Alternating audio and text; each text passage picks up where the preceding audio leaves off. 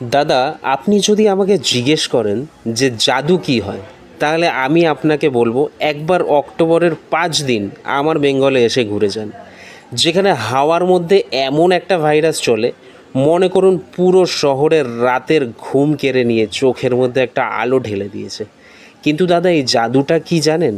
আর কিছুই না, বলো দুর্গা মাই কি জয়।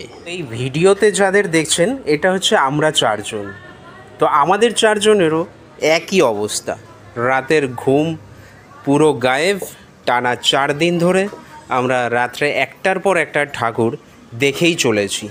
তো এইবার আমায় বলুন তো, এই বৃষ্টির মধ্যে রাত জেগে ঠাকুর দেখতে দেখতে প্যারাসিটামল পকেটে নিয়ে কারা কারা ঘুরছেন?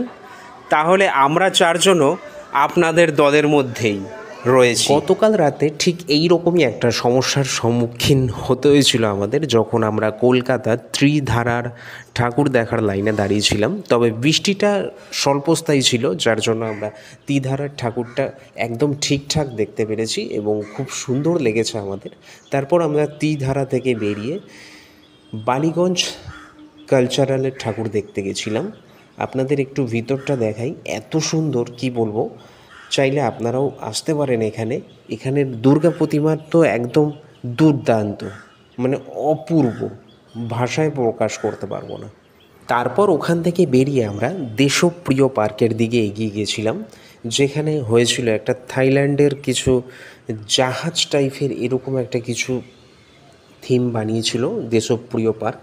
তো যাই হোক, সব মিলিয়ে মিশিয়ে দারুণ লেগেছে।